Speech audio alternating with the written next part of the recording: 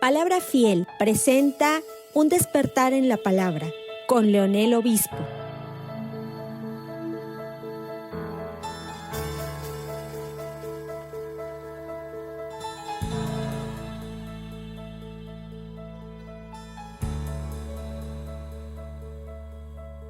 Entonces dice esta serie nueva, siendo parte de la Gran Comisión. Y el tema que hoy vamos a ver, el tema 1, es una vista panorámica del libro de los Hechos, ¿sí? El libro de los Hechos es la narración del inicio de la Gran Comisión, ¿sí? De una u otra palabra, cada uno de los evangelios del Nuevo Testamento tienen como un anuncio de la Gran Comisión, ¿sí? El que más declara o más claro lo tiene es en Mateo capítulo 28, ¿verdad? Que dice, por tanto, id y hacer discípulos a todas las naciones, bautizándolos en el nombre del Padre, del Hijo y del Espíritu Santo, enseñándoles que guarden todas las cosas que os he mandado, y he aquí que estoy con vosotros todos los días hasta el fin del mundo, ¿verdad? Tú puedes ver a lo largo del libro de los Hechos, ¿sí? Cómo la predicación del evangelio comenzó a transformar individuos.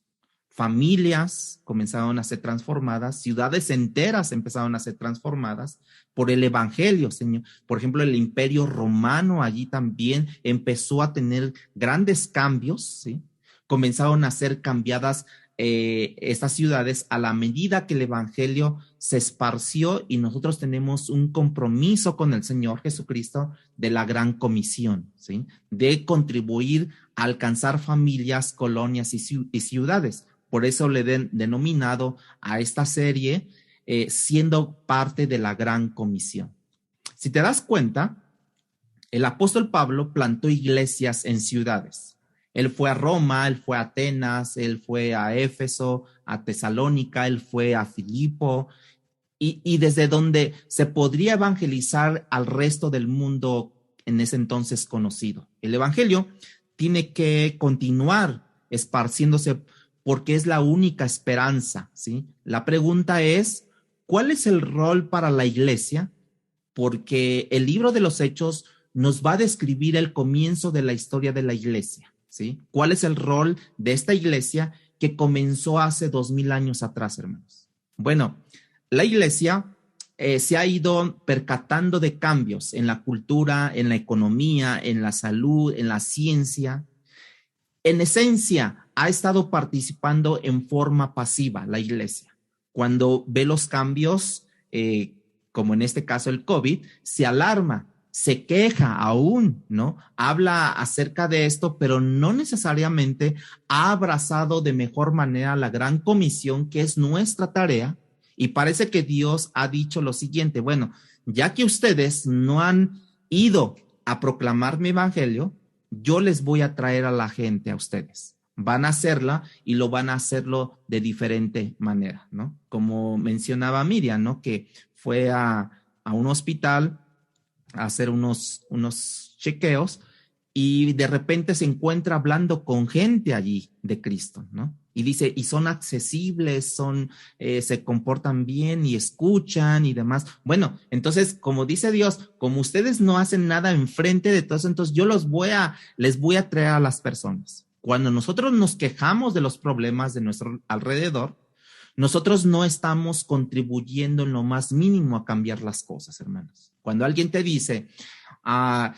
saben que en la colonia está mal todo esto, y uno, en vez de decirles, no, saben que sí, Cristo es la respuesta, nosotros decimos, no, sí, la verdad tiene mucha razón, de verdad esos vándalos, esos quién sabe qué, y no estamos contribuyendo nada a cambiar las cosas. Dios no nos hizo reporteros de los eventos que Él conoce mejor que nosotros, hermanos.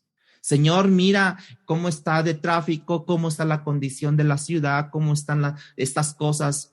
Mira cómo está la sociedad, y tú piensas que el Señor está allá arriba diciendo, wow, no me había percatado de que esto estaba sucediendo allá abajo, ¿no? Pásame los periódicos nacionales para yo enterarme, porque no sabía de todo esto. Dios no nos dejó como reporteros, hermanos. Nos dejó como siendo como agentes de cambio y nos llamó en un momento dado como embajadores de Cristo. Como si Dios rogara por medio de nosotros, reconciliaos con Dios, ¿sí? Como esa voz que clamaba en el desierto, arrepentíos, que Juan el Bautista estaba haciendo. Y entonces nuestras naciones, nuestras ciudades, nuestras colonias, nuestras familias cambiarán y nuestras condiciones individuales, personales y familiares también cambiarán. Dios hace eso por medio de la predicación del evangelio, hermanos. El libro de los Hechos comienza con la narración de 40 días después del domingo de resurrección.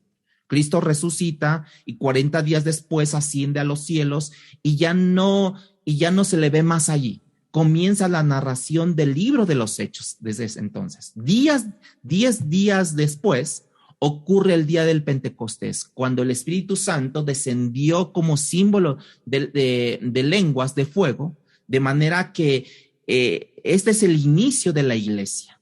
Ahora, necesito darles una información que les ayude a entender el libro de los Hechos, que verdaderamente es rico e inspirador, que ha motivado a tanta gente alrededor del mundo. Y ese es el estudio cómo Dios desarrolla sus planes, su iglesia y la evangelización en el mundo. Y esto es como aprender cómo Dios piensa, cómo Dios planifica en la historia, y Dios para su iglesia cómo se mueve de una otra manera. Así es que voy a darles, diríamos, como unas pinceladas introductorias al libro de los Hechos. Tenga abierto el libro de los Hechos, por favor, para que vayamos trabajando sobre eso.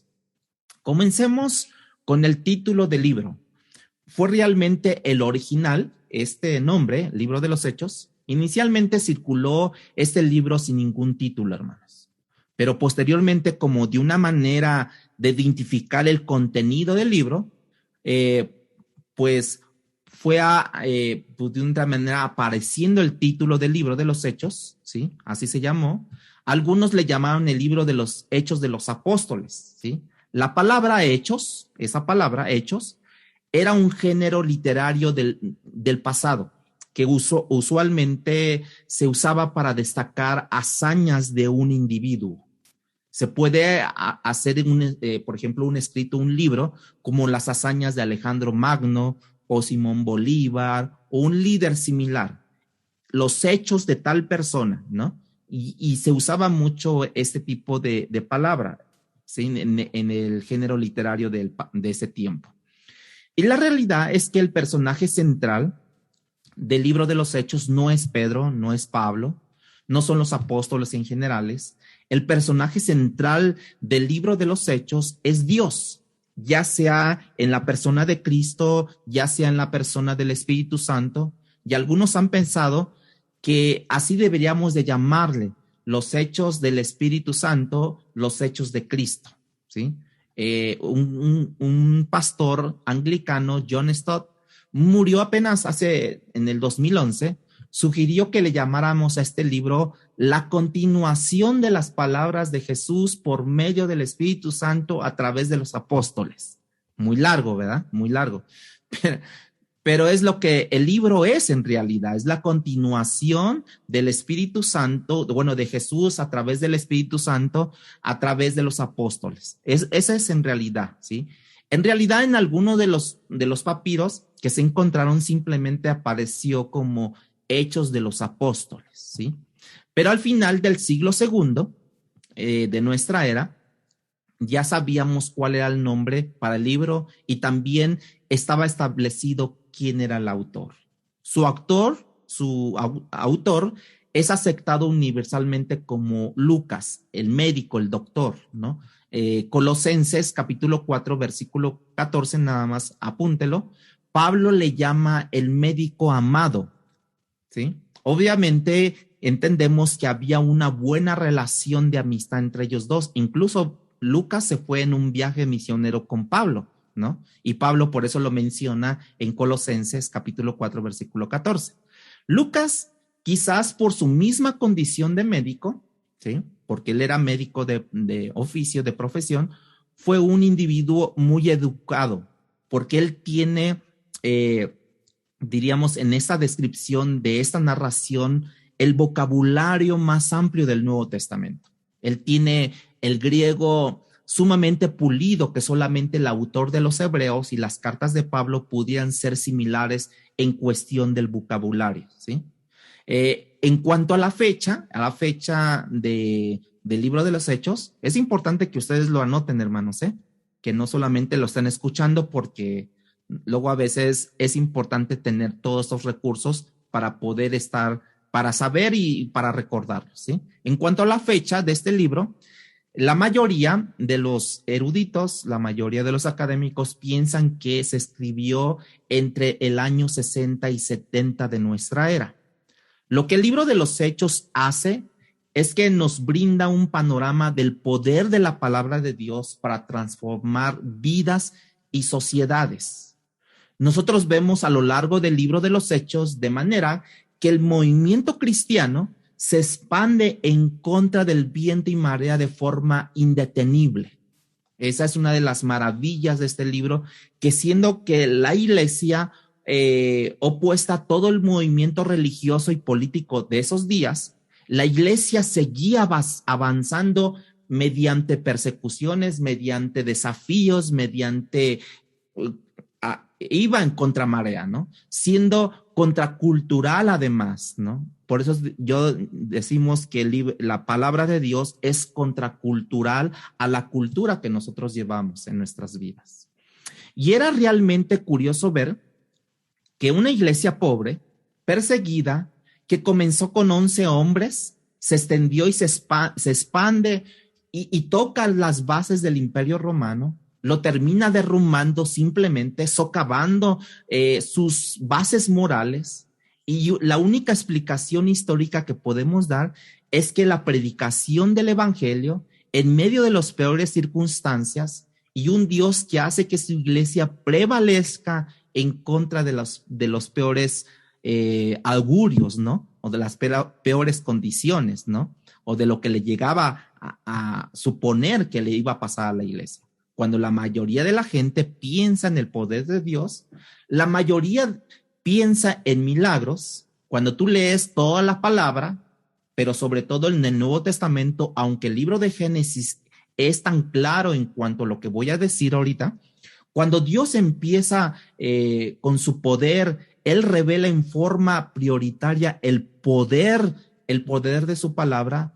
Cuando dijo, Dios habló y el universo se formó, según Génesis, ¿no? De esa misma forma, a lo largo del Nuevo Testamento, Dios habla por medio de su palabra y el imperio se transformó. Allí es donde radica la mejor evidencia del poder de Dios, hermanos. El poder de la palabra, que abre los ojos de personas que se veían de otra manera disfrutando del reino de los hombres, o sea, con bienestar, con todo bien, con todo bueno, con todo fabuloso, y que hoy no tiene valor para ellos esas cosas que antes tenían valor, sino porque porque ahora el reino de los cielos está sobre ellos. El reino, la palabra de Dios que se testifica, que es capaz de tomar al hombre sencillo, al hombre rico, al hombre que no sabe muchas cosas, al hombre sabio, y que ahora se convierte en ese hombre sencillo,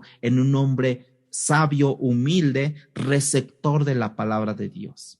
La palabra que cambia, hermanos, también la cosmovisión, la manera de pensar del individuo, de poblaciones y comunidades, la palabra que destruye obras de la naturaleza carnal, como lo hemos hecho entender, ¿no? Del hombre viejo, y crea en él nuevos apetitos sobre la palabra de Dios, la palabra que es capaz de sensibilizar la conciencia de aquel que era completamente indiferente a las cosas de Dios y que ahora se hace practicante de las cosas de Dios. Antes que practicaba el pecado, ahora tiene un corazón que late por Dios y que ahora aborrece el pecado. Esa es la palabra y esa es la evidencia del libro de los Hechos, ¿sí? La proclamación del evangelio por parte de hombres de la iglesia primitiva, puso a los apóstoles en una posición de choque contracultural greco-romana, hermanos. Y ahí es donde la iglesia siempre ha estado. La única manera de que la iglesia camine fácil en el mundo de los hombres es cuando la iglesia se seculariza, por así decirlo, y se vuelve aliado del mundo. Y puedes tú caminar bien entre la sociedad. No hay nadie que te persiga, no hay nadie que te diga, es que tú eres cristiano y te aborrezco, tú eres cristiano y no te quiero, tú eres cristiano y no quiero estar contigo. No hay ahorita nada de eso. ¿Por qué? Porque la misma iglesia se ha vuelto como el mundo, se ha hecho uno con el mundo. Cuando la iglesia hace su rol de predicar la palabra de Dios, la iglesia es llamada a nadar contra corriente. Mientras nosotros no prediquemos la palabra de Dios, nosotros vamos a nadar como normales allí. No vamos a tener problemas con nadie. Nadie nos va a odiar, nadie nos va a fastidiar, nadie nos va a cuestionar. Pero en cuanto nosotros prediquemos, y que ese es el rol que debe de ocupar la iglesia al día de hoy, de predicar la palabra, entonces estamos llamados a nadar contra corriente todo el tiempo. No a cambiar la corriente, sino a nadar contra corriente, y que Dios haga su efecto en la medida que nosotros nademos en esa forma. ¿A cuántos de ustedes les han dicho a sus familiares, hay un plan de salvación? ¿Cuántos de ustedes les han predicado a sus familiares y aún así han recibido, pues no sé, palabras obscenas, han recibido desafíos en contra de la familia, que ya no te invitamos, ¿no? Ya no te invitamos a nuestras reuniones porque tú nada más quieres hablar de las cosas de Dios? Bueno, estás padeciendo, estás nadando contra corriente. No es a cambiar la corriente, sino es a nadar contra corriente. Nosotros vemos en el libro de los Hechos una iglesia pobre, con poca gente, nadando en contra de la corriente del Imperio Romano, y cómo el doctor o el médico Lucas describe el avance hasta que el apóstol Pablo llega a Roma, ¿sí? La capital de todo el imperio, y allí en Roma, el libro de los Hechos cierra con palabras tan poderosas acerca del apóstol Pablo. Ustedes lo pueden ver, vayan rápido, Hechos 28, 30, 31, Hechos 28, 30 y 31, cierra de esta forma Lucas, cómo se estaba predicando en ese tiempo la palabra de Dios, y en ese momento el apóstol Pablo está siendo arrestado, domiciliario, ¿sí? Pero estaba predicando la palabra por 2 años, dice allí el texto, y esas son las últimas palabras del libro, y que dice que lo hizo abiertamente y sin impedimento. Y dice, y Pablo permaneció 2 años enteros en una casa alquilada y recibía todos a los que venían, predicando el reino de Dios y enseñando acerca del Señor Jesucristo abiertamente y sin impedimento. ¿Sí? Mira el contraste de la narración del libro. Comienza con la predicación de Jerusalén bajo oposición de las autoridades judías, y termina en Roma con la predicación de Pablo en una ciudad gentil sin estorbos y con toda libertad predicando la palabra del Señor. La palabra venía derribando barreras en el interior de los corazones y derribando barreras en el interior de la cultura. Ambas cosas venían sucediendo. El efecto de la palabra, que no solamente fue simplemente que la gente llegó a creer en Jesucristo, la gente cambió su forma de pensar, y las comunidades donde ellos vivían cambiaron. Las estructuras sociales comenzaron a cambiar, y eso es lo que no hemos visto nosotros en México, en Latinoamérica no lo hemos visto.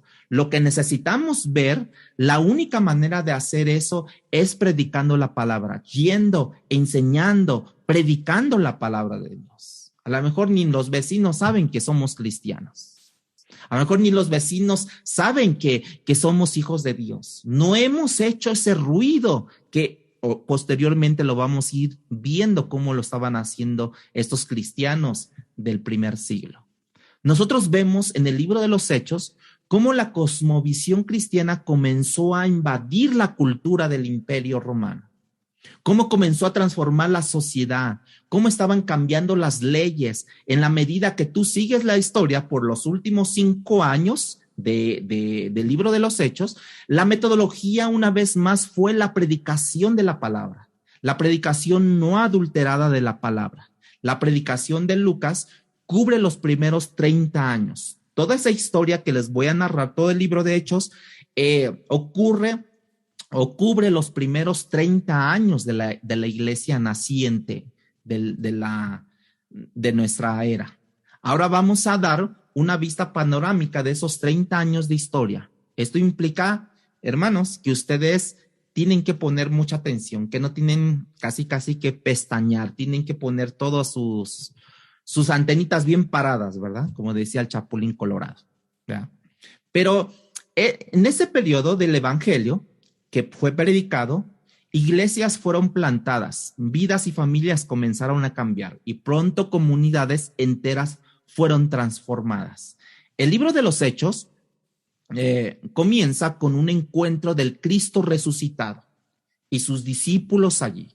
Y entonces allí se produjo su ascensión a los cielos. Apenas unos días después, el apóstol Pedro se levanta y predica su primer sermón apostólico.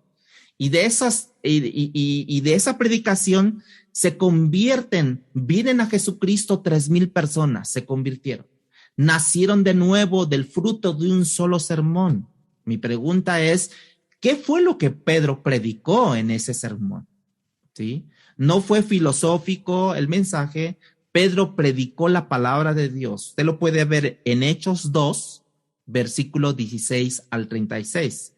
¿Sí? En este pasaje de Hechos 2:16, precisamente se habla de qué tanto predicó el apóstol Pedro. Predicó del Antiguo Testamento, tanto del profeta Joel como de los Salmos. Habla de la salvación ofrecida por Jesucristo, habló de la cruz, de la resurrección, confrontó a la gente con su pecado y presentó el señorío de Cristo. ¿Y qué creen? 3,000 personas nacieron de nuevo por la palabra de Dios. La palabra de Pedro, que estaba llena de Cristo, de su encarnación, de su crucifixión, de su resurrección y de su ascensión, estaba llena. Pedro concluyó en el versículo 36 del capítulo 2, versículo 36, dice: sepa pues ciertísimamente toda la casa de Israel, que a este Jesús a quien vosotros crucificasteis, Dios lo ha hecho Señor y Cristo. Jesús es llamado Señor.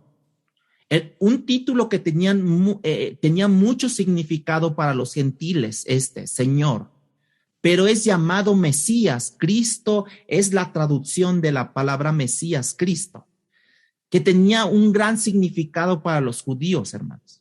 Pedro termina confrontándolos y diciéndoles: a este Cristo que ustedes crucificaron, ese Cristo es Señor. O sea, ese Mesías es Señor. Y el Mesías que ustedes esperaban es ese, y que pasaron por alto ustedes. Y Dios es el personaje central de toda esta historia. Porque en el 2:47, usted puede ver, en el 2:47,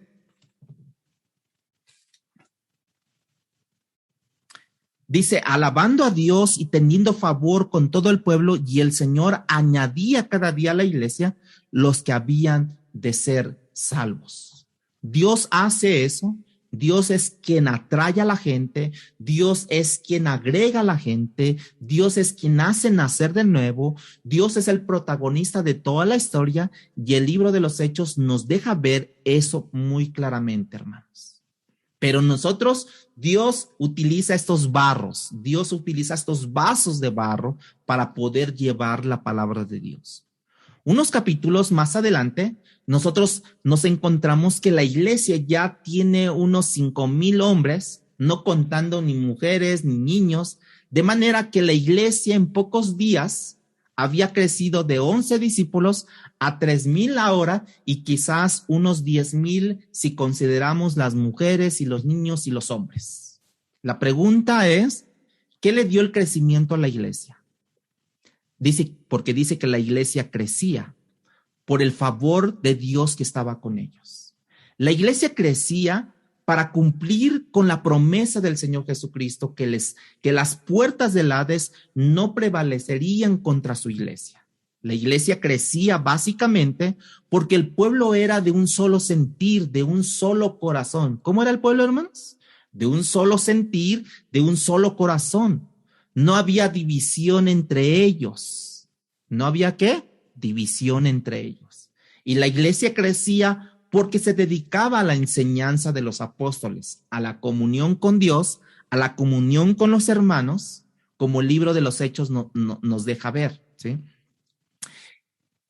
Esa cohesión, esa comunión con Dios, ese favor de Dios, la predicación del Evangelio, creó todo este crecimiento, hermanos. Ahora un autor hablando sobre el libro de los Hechos, nos dice qué es lo que estaba ocurriendo. El crecimiento de la iglesia ocurre cuando ella tiene sus prioridades correctamente establecidas. ¿Cómo tiene la iglesia? Sus prioridades correctamente establecidas. No se trata de estrategias ni de un método, sino de contar con el poder de Dios.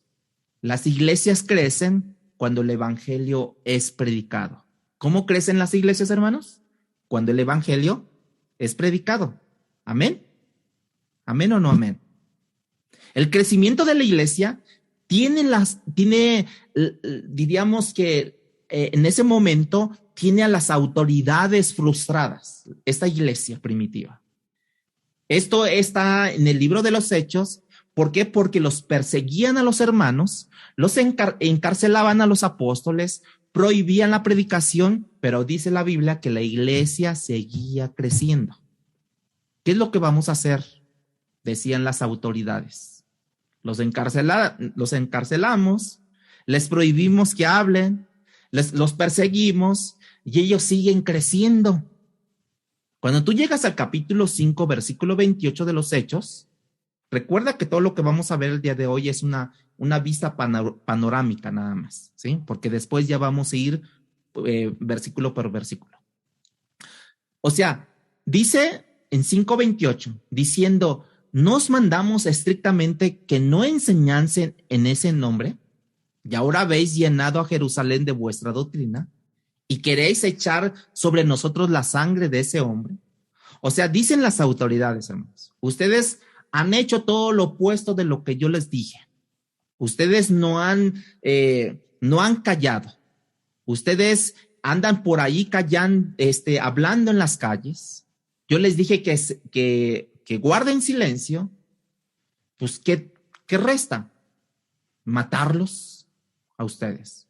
La iglesia fue creciendo tanto, hermanos, que Lucas, que es considerado por los historiadores seculares como un excelente historiador, que dejó de contar, ya no habla de 3,000, ya no habla de 5,000, ya no habla de 10,000 personas.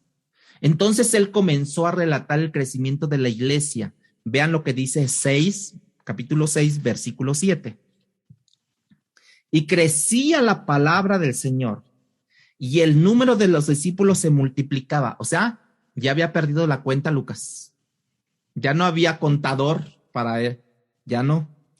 Dice, se multiplicaba grandemente en Jerusalén. También muchos de los sacerdotes obedecían a la fe.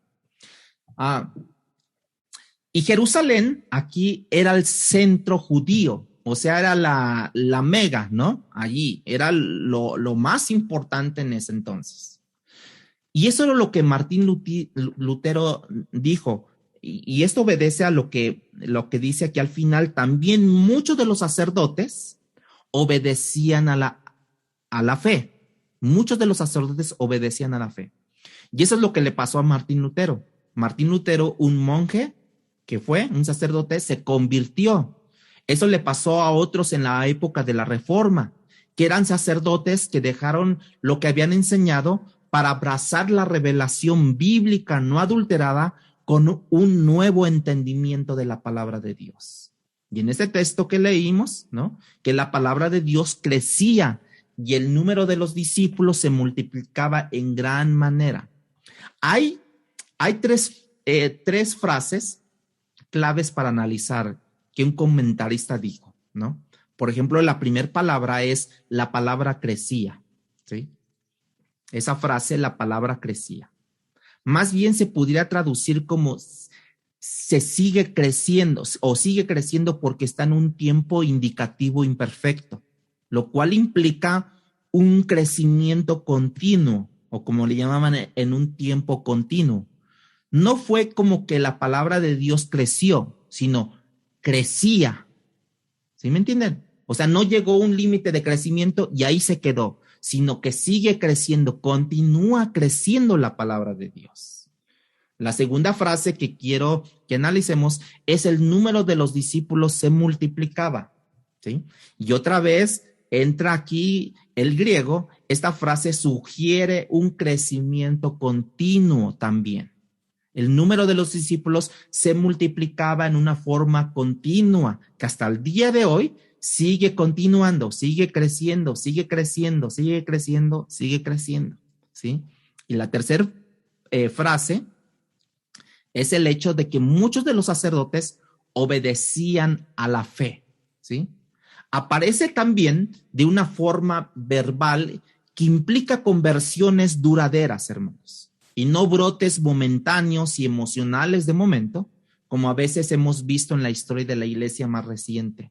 Entonces, esta es la idea, que el crecimiento de la palabra continuó durante un largo periodo de tiempo, hermanos, y sigue continuando y sigue hasta el día de hoy. El crecimiento de los discípulos sigue el día de hoy, fue continuo y seguirá continuo, y las conversiones fueron duraderas, no breves brotes de interés en la persona de Jesucristo. Hoy por hoy, usted sabe que muchos siguen a Jesucristo porque les va a dar bendición, les va a dar sanidad, les va a dar prosperidad, y cuando no hay esto, entonces ahí se desploma su torre, y entonces ya no le siguen. Aquí no, aquí estaba pasando todo lo contrario, eran conversiones duraderas, ¿sí? Lucas pasa de describir el crecimiento de la fe cristiana como que la palabra de Dios crecía. Lucas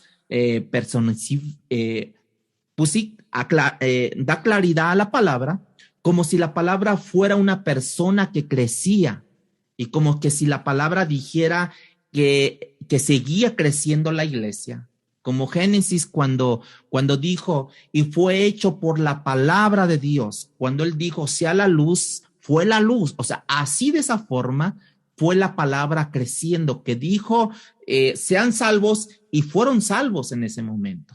Entonces, en esta vista panorámica que estoy tratando de darles, nota cómo esta historia va progresando. Como ya dijimos en el 6-7, en el capítulo 6, versículo 7, que una gran cantidad de sacerdotes abrazaron la fe. En el capítulo siguiente, que es el capítulo 7, se nos habla que Esteban fue muerto a pedradas, el primer mártir de la iglesia cristiana, en el capítulo 7. Para el capítulo 18, destaca que hay una gran persecución. En el capítulo 8, dice, y Saulo consentía su muerte. ¿De quiénes? De todos los cristianos. En aquel día hubo gran persecución contra la iglesia que estaba en Jerusalén, y todos fueron esparcidos por las tierras de Judea y de Samaria, salvo los apóstoles. Todo, excepto los apóstoles, mucha gente salió corriendo. Cristianos, los nuevos convertidos, se fueron por Judea y Samaria, y acuérdense cuál fue la orden del Señor Jesucristo. Vayan a evangelizar primero a Jerusalén, después se van a Judea y después a Samaria. Fíjense, se cumplió la palabra de Dios. Esta persecución que relata el capítulo 8 tiene que ver con Saulo, que era un hombre perseguidor de la iglesia, que luego se convierte a Dios, y Dios le cambia el nombre y le pone, ¿cómo le pone ahora? Pablo, ¿no? Y Pablo significa pequeño ahora. Pequeño le llama Pablo, ¿sí? Entonces, de Pablo se dice que cuando su nombre era Saulo, o sea, cuando era perseguidor, él hizo muchos estragos en la iglesia, hermanos. Yo me imagino ahí aventando piedras a la iglesia de Dios, ya. Aventando allí a todos. No era un perseguidor a distancia. No, dice la Biblia que él entraba a la casa, entraba a las casas, arrastraba a hombres y a mujeres y los echaba a la cárcel, ¿sí? Uno pensaría que esta iglesia pequeña estaba siendo perseguida por alguien como Saulo, que hacía estragos en la iglesia y hubiese causado la intimidación de los discípulos. Y de un momento a otro, pues los discípulos, ¿qué hubieran hecho? Se hubieran retirado y hubiese callado mejor. ¿Qué es lo que tú hubieras hecho, hermano? El día de hoy que nos digan, va a haber una persecución en contra de los cristianos. ¿Qué va a hacer usted? ¿Qué vamos a hacer, hermanos? ¿Vamos a seguir predicando? O no lo digas fuerte, porque si nos escucha el vecino, nos va a acusar y nos van a decir de cosas. Vea lo que dice capítulo 8, del 4 al 8. Pero los que fueron esparcidos, fíjense cómo es, o sea, se salieron de allí, ¿sí? Menos los apóstoles, se iban por todas partes anunciando el evangelio. Y entonces Felipe el evangelista, descendió de la ciudad de Samaria, ¿sí? Descendió a la ciudad de Samaria, que dice que predicaba a Cristo y la gente unánime escuchaba atentamente las cosas de Felipe, oyendo y viendo las señales que hacían, porque de muchos que tenían espíritus inmundos, salían estos dando grandes voces y muchos paralíticos y cojos eran sanados. Así que había gran gozo en aquella ciudad, hermanos. Nos están persiguiendo en Jerusalén, pues nos vamos a Judea. Nos están persiguiendo en Judea, nos vamos a Samaria. Y cuando nos preguntan qué hacen aquí, entonces predicamos la palabra de Dios. Uno pensaría, vamos a quedarnos aquí callados para que no nos persigan también aquí. Uno pensaría así. Mejor aquí, mira, ya nos conocen y si nos ven, nos van a meter a la cárcel. Mejor vámonos a Samaria y vamos a quedarnos calladitos ahí. Calladito te ves mejor, ¿no? Noten que la persecución no impidió que estos creyentes predicaran a Cristo. En una región semijudía, que era Samaria, predicaban a Cristo, y predicar a Cristo en una región semijudía era una ofensa, hermanos. Ellos no tuvieron temor a eso. Ellos no tuvieron temor. Nota que no dice que los convertidos tenían gozo, sino dice que toda la ciudad, casi toda la ciudad tenía gozo. Esto era un fenómeno social que estaba pasando en Samaria, donde había tanta gente experimentando el poder de la palabra de Dios, que la ciudad se caracterizaba como llena de gozo. Imagínate, hermano, qué gozo es ver todo esto. Hay un contraste intencional en este pasaje. Hay un contraste intencional. La iglesia en Jerusalén está siendo devastada y la ciudad de Samaria está experimentando mucho gozo a expensas de Jerusalén. ¿Por qué a expensas de Jerusalén? Porque de Jerusalén salieron para Samaria, ¿sí? En Jerusalén estaban persiguiendo a los hermanos y la iglesia estaba siendo devastada. Los hermanos salieron corriendo, llegaron a Samaria y esos hermanos perseguidos llenan a Samaria con gran gozo. Y eso no es diferente a lo que pasó con Cristo Jesús. En el caso de estos hermanos, los sufrimientos y la muerte en Jerusalén de muchos de ellos trajeron bendición a otra comunidad. Ustedes no saben cuántos hombres de Dios murieron para traer el evangelio para que usted y yo lo conociéramos, ¿sí o no? Muchos de ellos murieron. Y nosotros todavía estamos con los brazos cruzados por acá, ¿no? Estamos con los brazos cruzados como diciendo, qué bonito, qué padre evangelio y toda la cosa. No, ellos sufrieron. El sufrimiento de un hombre, Jesús, ¿sí?, trajo gozo a cada uno de nosotros que le hemos conocido, hermanos. Trajo gozo, hermanos, a nosotros.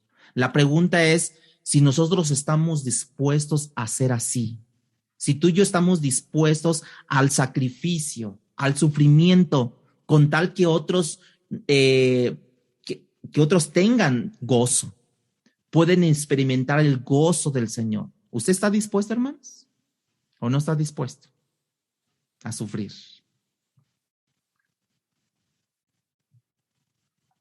La iglesia de Cristo prevalecerá, dice.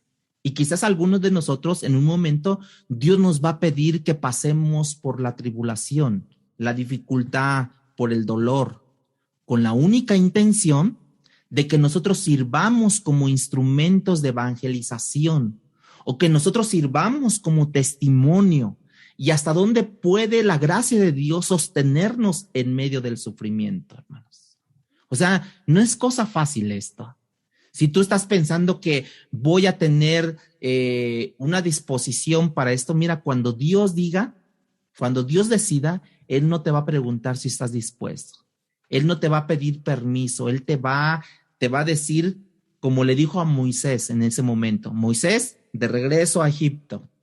Y se va a presentar tu vida y vas a decir como Job también, Job, lamentablemente tengo que soltarte en estos momentos por un tiempo, en medio de una prueba difícil, porque Satanás casi la trae contigo. Y lo voy a dejar, pero a ti no te sostendré, o a ti te voy a sostener hasta el final. Y Pablo iba a Damasco, cuando dice la Biblia, persiguiendo a gente, y Cristo se le aparece y le dice, Saulo, Saulo, ¿por qué me persigues? O sea, no estaba persiguiendo a Dios, pero fíjense cómo es Dios o cómo es Jesucristo, que en el momento de que su iglesia está siendo perseguida, es como si a él lo estuvieran persiguiendo. ¿Por qué me persigues? ¿Por qué le haces daño a mi iglesia? Cuando le haces daño a uno de mis hijos, no es el daño que tú le haces a él, sino a mí me estás haciendo el daño. Y Saulo se convierte y empieza a predicar el evangelio, y Cristo empieza a salvar a gente por medio del perseguidor que fue Pablo. Quizás tú eres el próximo en la lista, o yo, que nos va a tocar. Lo que sí puedes estar seguro es que Dios y su iglesia va a prevalecer. No hay manera de detener eso. La iglesia no podrá ser pues de otra manera devastada. La iglesia no podrá ser destruida, podrá ser perseguida, ¿sí? Pero jamás podrá ser detenida, hermanos. La iglesia podrá ser desposeída de sus bienes, porque muchos de ellos, de los que salieron de Jerusalén, dejaron sus bienes allí, dejaron sus recursos allí. Los bancos colapsaron allí y ya se perdió su dinero allí. La iglesia podrá ser desposeída de sus bienes, pero no desposeída de su Dios, jamás. Nunca, hermanos. Las puertas del Hades, dijo Jesucristo, no prevalecerán contra la iglesia del Señor Jesucristo. Así es que vemos, por ejemplo, en Hechos 6:7, apúntela allí, vemos que los sacerdotes judíos empezaron a creer. En el 13:12, Hechos 13:12, vemos que un procónsul o gente de gobierno comienza a creer también. En el 16:14 vemos que una mujer de negocios llamada Lidia, ¿no?, abrazó la fe. Vemos en el 16:33 que un carcelero, él y toda su familia, creyeron y se bautizaron en el Señor. O sea, Dios está arrasando con todo tipo de cultura, formación educacional, todo.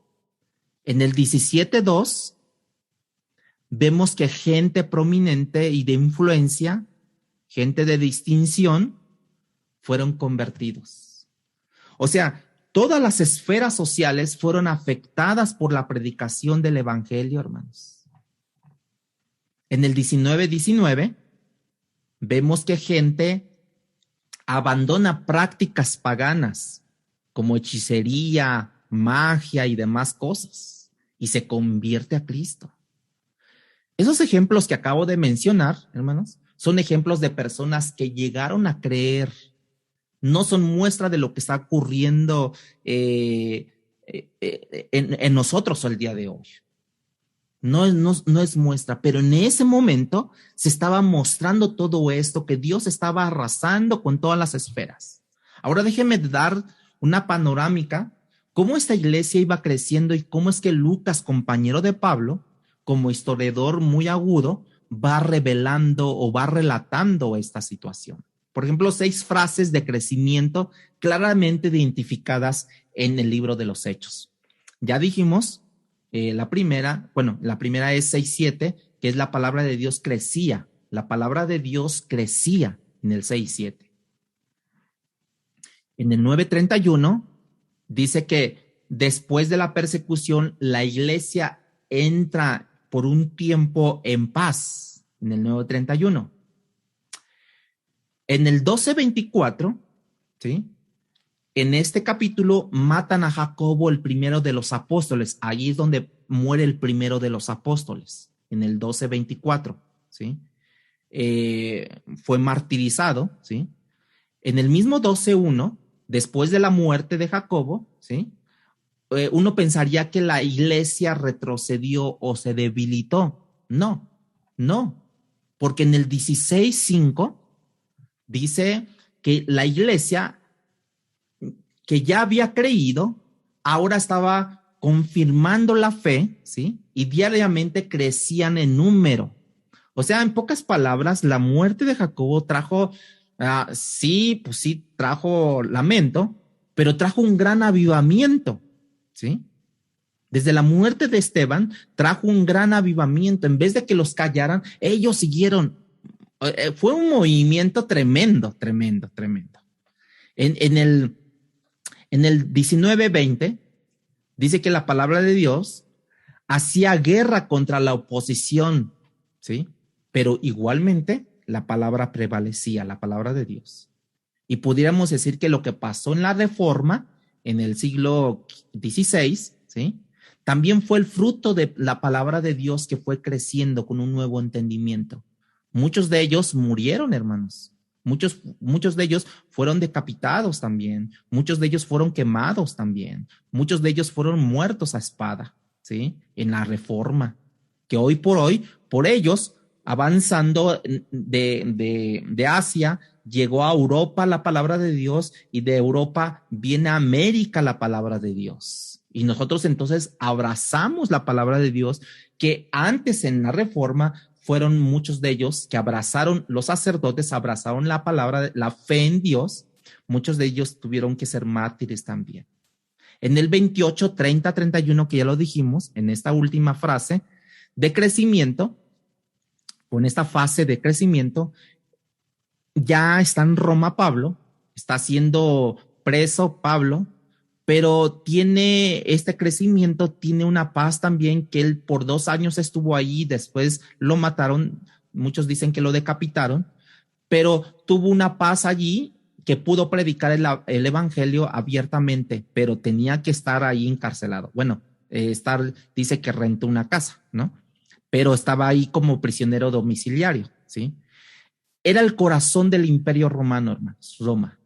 Y allí la palabra de Dios es como si la palabra estuviera arropando todas las ciudades de una manera indetenible y cómo eso estaba creciendo de todas formas y de todas maneras. Dice que los discípulos crecían en número y la palabra crecía. Los discípulos crecían en número y la palabra crecía en influencia, hermanos. Eso no pasa al día de hoy. Y la única razón por la que no ha habido influencia para cambiar, impactar la estructura de la sociedad es porque los discípulos han permanecido muy ocupados en sus cosas personales. Le han dado poca importancia a lo que es la expansión del reino de los cielos, hermanos. Vamos a evangelizar. Híjole, hermano, ¿qué cree? Híjole, no tengo tiempo. Mi trabajo. Oiga, pues predica en tu trabajo. No, es que si predico me pueden correr, hermano. Si les comunico de Dios, me pueden sancionar. Me quitan mi bono quincenal. Me quitan mis privilegios.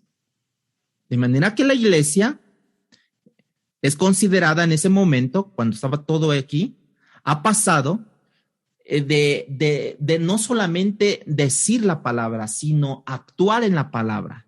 Han estado demasiado preocupados, ¿sí? Porque la palabra se extendiese, ¿sí?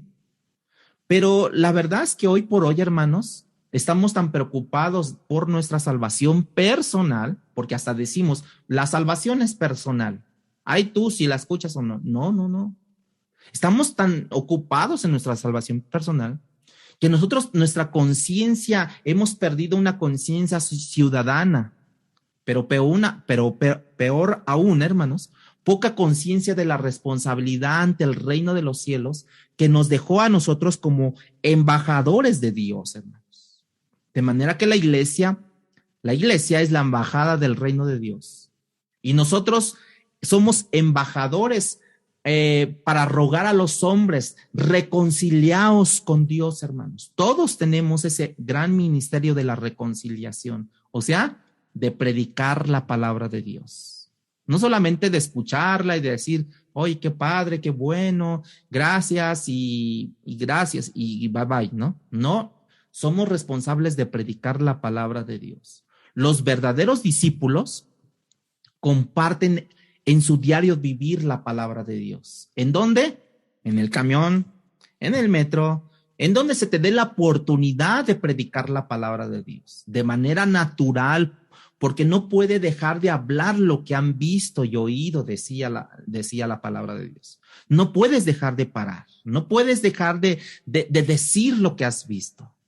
¿Cómo se pudo, diríamos, prever la predicación del evangelio? ¿Cómo se pudo expandir o abrir el camino para el establecimiento de todas las iglesias? Cuando estos cristianos dijeron, no podemos dejar de decir lo que hemos visto y oído de nuestro Dios, de todos los milagros, ¿sí? ¿Por qué? Porque en ese momento entonces muchos pilares gubernamentales, sociales, políticos, se rindieron a los pies de Cristo, hermanos.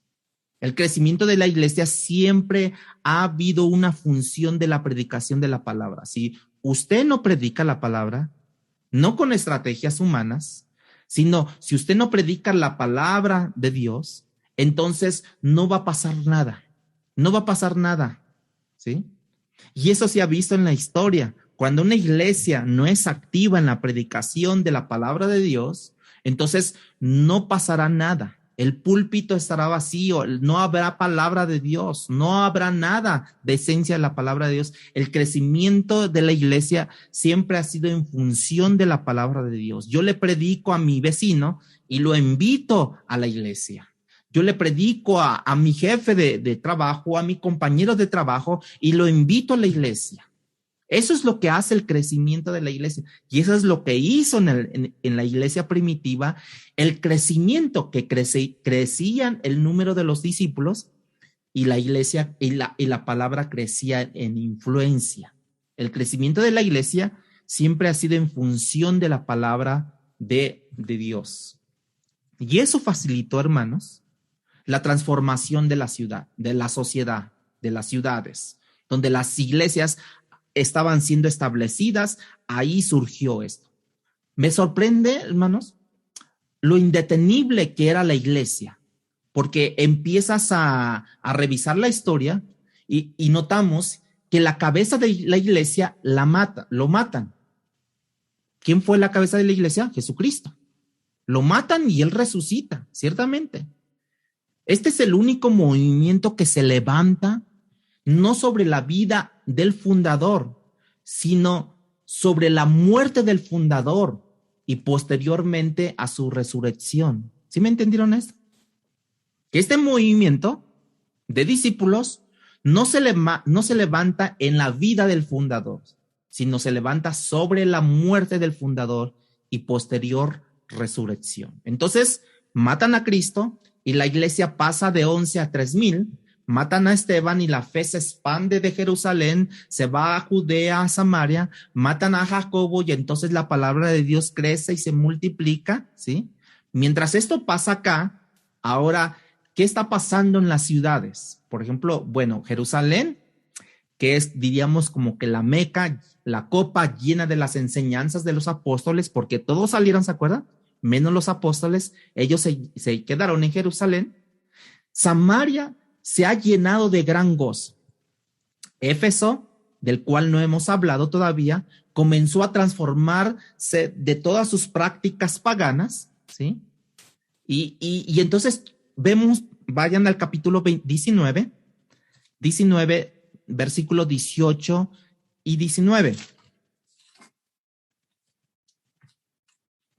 Dice, y muchos de los que habían creído venían, o sea, aquí ya estamos en Éfeso, confesando y dando cuenta de sus hechos.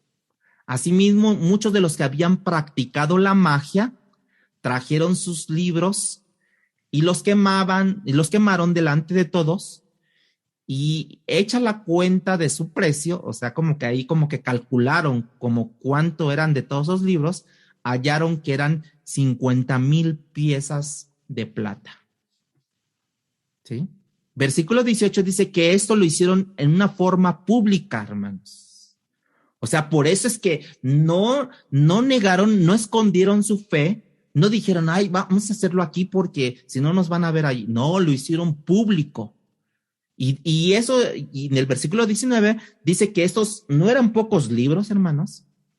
O sea, el resultado de esos libros dieron como 50,000 piezas de plata, es mucho dinero. A Cristo lo vendieron por 30 monedas de plata, ¿se acuerdan? Y aquí lo que quemaron, sus libros daban como 50,000 piezas de plata. O sea, en pocas palabras, hermanos, la gente estaba experimentando una transformación frontal, que la gente estaba viviendo en ese lugar de Éfeso con la magia, espiritismo, prácticas ocultas. Ellos aceptaron a Cristo, vinieron públicamente, confesaron sus prácticas. Yo era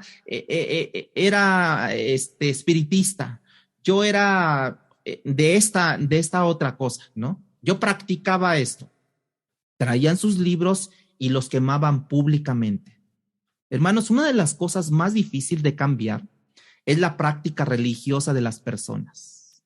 Por eso en Latinoamérica permanecen el 80% en la religión de hace 500 años atrás, o sea, que es la romana, porque mucha gente piensa que el dejar su religión deja atrás a sus ancestros, dejan atrás a su familia y negar y renegar todo lo que han vivido o todo lo que han, sí, pues vivido sus familiares. Por eso es que hoy por hoy se van a hacer todo lo que tenga que ver con Día de Muertos. Por eso es que hoy ponen sus altares, aún diciéndose cristianos, hermanos, ponen sus altares, van y le rezan a los muertos, van y hacen todas esas prácticas. ¿Por qué? Porque no han nacido de nuevo, hermanos. Y dice que estos hermanos, estos que practicaban la hechicería, las magias, el espiritismo y todas esas cosas, todas esas prácticas, dice que públicamente confesaban que ellos eran así. Y entonces, ya confesando, dijeron, miren, y aquí traigo todos mis libros, aquí traigo todos mis manuales de magia, y aquí los quemamos públicamente, que eran como hicieron el recuento de todos los libros que quemaron, fueron 50,000. Y hoy por hoy, no pasa nada. Es más, ni la Biblia luego a veces la traemos. ¿A dónde vas? A la iglesia. Ah, está bien. No, si la forráramos así como papel, hermano, mejor para que no vieran que dijera Santa Biblia. Como si fuéramos a traer un licor a la vinatería, ¿se acuerdan de eso? ¿No? ¿Se acuerdan? Que en un momento dado hasta te lo forraban con periódico, el licor, Te lo forraban para que no vieran que tú llevabas una bebida alcohólica. O te lo ponían en una bolsita ahí para que no se viera, una bolsita de papel para que no se viera. Bueno, hoy por hoy pasa eso, hermanos.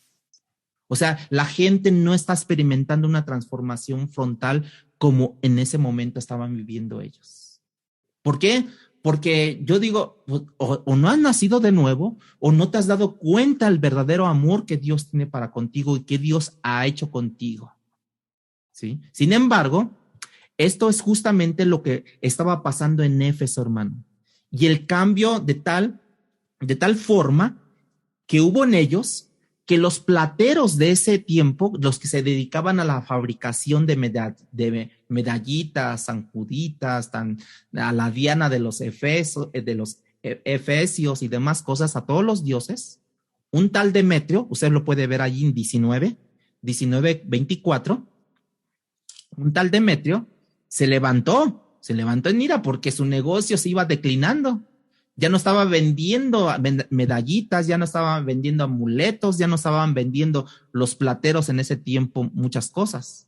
Y dice en el versículo 26, pero veis y oís que este Pablo, o sea, ya le estaba echando la culpa a Pablo, no solamente en Éfeso, sino en casi toda Asia, ha apartado mucha gente con la persuasión, diciendo que no son dioses los que hacen, que los hacen con las manos. Claro, no son dioses verdaderos.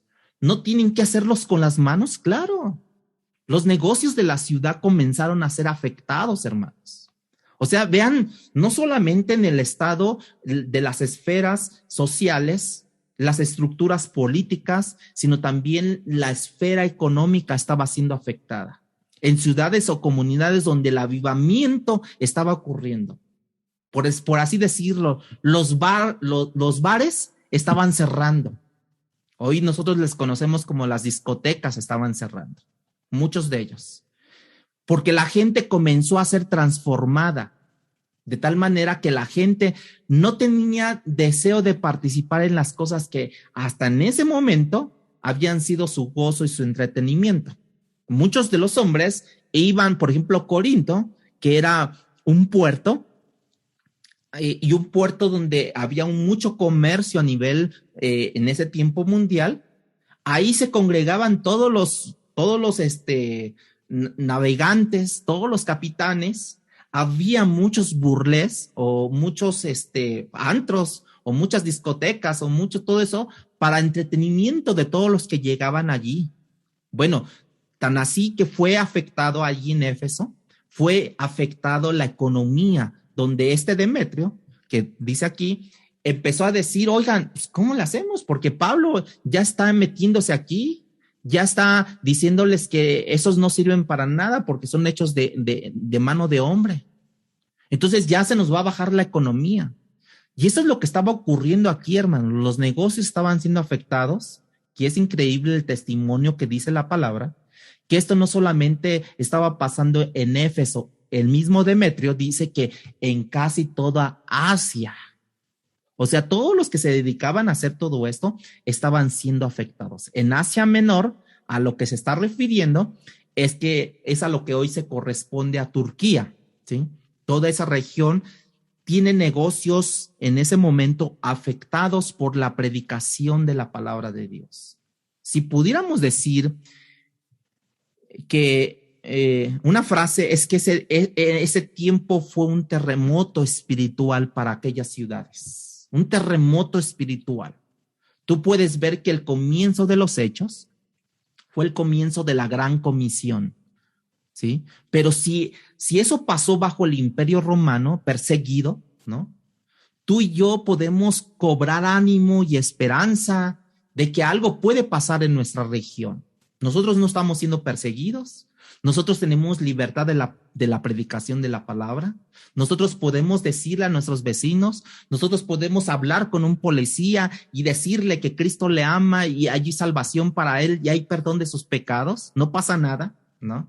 Nada más lo que te pueden hacer es tacharte de, ay, es fanático, ay, religioso. Nada más te pueden decir eso. Pero aquí, hermanos, estaban siendo una iglesia perseguida. Así que no pienses que voy muy bien. No, hermanos, no. Tú también tienes que seguir hablando, seguir predicando la palabra, seguir compartiendo, seguir enviando una vez y más gente a la predicación de la palabra. Guillermo Karen decía cuando fue enviado a la India, o sea, yo me aviento al precipicio, pero ustedes sostengan la soga. Algunos ayudarán yendo a predicar la palabra, otros ayudarán sustentando a los que van predicando la palabra como misioneros, otros ayudarán de otras maneras, pero todos unánimes, todos con el mismo corazón, con el mismo sentir de la proclamación de la palabra de Dios, hermanos. Cuando tú ves lo que la palabra es capaz de hacer, hermano, ciertamente a mí me llena de mucho ánimo. De verdad, esta semana que ya retrocedía a este tema, ya porque ya llevo avanzado, pero retrocedía a este tema, cómo me llenaba de ánimo esta palabra, cómo me llenaba de fuerzas esta palabra. Cuando el Señor dijo, esperen en Jerusalén hasta que el poder descienda, y entonces podrán ir y deberían de ir de Jerusalén a Judea, Samaria y hasta los confines de la tierra. Allí era la reafirmación de la gran comisión, hermanos, que estaba pasando esto. Creo que está allí. Nadie había tenido una visión del poder de lo que iba a ocurrir, pero esos 11 le hicieron caso a Jesucristo y dijeron, esperemos aquí y vamos a esperar. Pero nosotros tenemos la historia de lo que ha ocurrido aquí. Nosotros sabemos que esto puede pasar porque ya pasó en la historia, hermanos. Entonces, ¿qué nos corresponde a nosotros? ¿Qué nos corresponde? Cumplir la gran comisión, de ir y predicar el evangelio, hermanos. De tal manera que tú puedas ver a un perseguidor de la iglesia como Saulo, elegido como la figura principal de la evangelización de todo el imperio romano, ¿sí? Y hasta se fue a otros continentes. Lo que comienza en Jerusalén se esparce en toda Europa y eventualmente por el norte de América y Canadá, ¿sí? Y Latinoamérica no ha visto de la manera de lo que ellos han vivido en ese momento, ¿no? Nosotros no hemos vivido como mexicanos lo que ellos vivieron en su momento, ¿no? Ellos predicando y siendo a lo mejor martirizado su hijo, pero predicando la palabra, quemado su hijo, su esposa quemada. ¿Por qué? Por predicar la palabra. Y es lo que pasaba en Europa. Nosotros como latinoamericanos no hemos visto nada de esto, ¿sí? Pero la historia cuenta sobre eso. Y ellos tuvieron que pasar por esas circunstancias. Nosotros hoy por hoy tenemos la comodidad de estar en casa. Estar allí sentados en nuestro gran sillón, ¿no? En nuestra comodidad, con un vasito de agua, con un vasito de refresco. Y está, o sea, una comodidad, hermanos. Es la historia de una iglesia sencilla, pero un Dios que está por nosotros. Y nosotros estamos con Dios. Y Dios no está contra nosotros. Con un Dios que es capaz de abrir nuestra boca o abrir bocas y levantar a los muertos, como lo hizo. Con un Dios que se atreve a poner un tesoro, como el evangelio, en vasos de barro, para que el vaso de barro predique el tesoro, para que otros vasos de barro puedan ser tocados por la palabra, puedan brillar con Dios, que cambien comunidades, que cambien sociedades, y lo hacen de la única manera que siempre ha sido hecho, hermano, por medio de la predicación de la palabra. Y ve, y dice, y predica a los cuatro vientos el poder del evangelio para la transformación de vidas. Solamente así vamos a crecer, hermanos. No hay otra forma de crecimiento si nosotros no predicamos la palabra, si nosotros no invitamos a más gente, si nosotros no despredicamos y decimos, ven, acércate a Cristo, busca de Dios, Cristo te ama, Dios te quiere perdonar tus pecados y invitarlos y conéctense. Y así un crecimiento, hermanos. Recuerda que tú tienes de tu lado al Redentor, que te ha dicho que toda autoridad te ha sido dada en el cielo y en la tierra, y que te ha enviado a ser discípulos, a todas las naciones, bautizándolos en el nombre del Padre, del Hijo y del Espíritu Santo, ¿sí? ¿Para qué? Para que les enseñes a obedecer todo cuanto Él nos ha enseñado y que recuerden que Él estará con nosotros hasta el fin del mundo. Esa es la gran comisión. Esa es la gran comisión. Ese es nuestro Dios, un Dios por nosotros. Y si Dios con nosotros, ¿quién contra nosotros, hermanos? Un Dios grande, un Dios fuerte, un Dios temible, ¿sí? Un Dios poderoso, un Dios más alto que todo, un Dios que tú no te la puedes imaginar, ¿no? Un Dios que jamás hubiese podido imaginar o entender. Es el Dios que ha descendido, es el Dios que te ha hecho parte de la gran comisión. Ese es el Dios que te ha invitado a que seas parte de lo que Él está queriendo y está haciendo, ¿sí? Ese es el Dios a quien tú sirves, ese es el Dios a quien nosotros servimos como iglesia, ese es el Dios al que nosotros adoramos, y nosotros somos su pueblo, y esa es su palabra, ¿sí? La palabra escrita aquí, este es su poder. En Cristo tenemos promesas, en el Evangelio tenemos su poder. ¿Qué vamos a hacer, hermanos? Y guardo silencio. ¿Qué vamos a hacer? ¿Nos vamos a poner en la brecha y vamos a predicar la palabra o nos vamos a quedar sentados y no vamos a aumentar más? No vamos a crecer más. No vamos a ser discípulos. Te dice Dios, ve y haz discípulos a todas las naciones. Entendemos que primero debemos de comenzar por nuestra casa. Y si no se puede en nuestra casa, seguimos con las demás casas, seguimos con los compañeros de trabajo, seguimos con los clientes, seguimos anunciándoles la palabra de Dios. Ve y haz discípulos a todas las naciones. Ve y haz discípulos a todas las naciones. ¿Cuántos van a atender el mensaje de hoy? ¿Sí van a atender el mensaje de hoy, hermanos? Entonces, posiblemente, para la otra semana, seamos lo doble de los que estamos aquí conectados. Posiblemente, la próxima semana, haya lo doble de gente que hay aquí.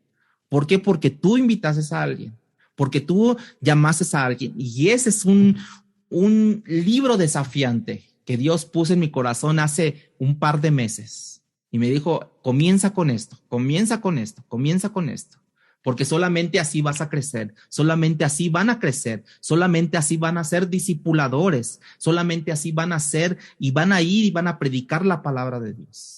Si tú predicas la palabra de Dios, posiblemente la otra semana tú invites a alguien y va a estar conectado allí. Pero si no, hermanos, mira, vamos a decir, qué padre, qué bueno, mira, tengo mi agüita aquí, tengo una comodidad aquí, tengo mi asiento, mi cojín aquí bien rico. Hermanos, tenemos que levantarnos, tenemos que ver que las almas se están yendo al infierno cada día. Muchos ahorita están poniendo altares a sus muertos, sin saber que muchos de ellos ya están en el infierno, lamentablemente. ¿Pero por qué? Porque nosotros hemos cerrado nuestras bocas, de no de decirles y confrontarlos. Si ya les dijiste y no quisieron, bueno, ya, Dios hace las cosas, pero que nosotros no quede, hermanos. Y posiblemente para la otra semana seamos el doble de conectados, si Dios quiere. ¿Sí? Amén.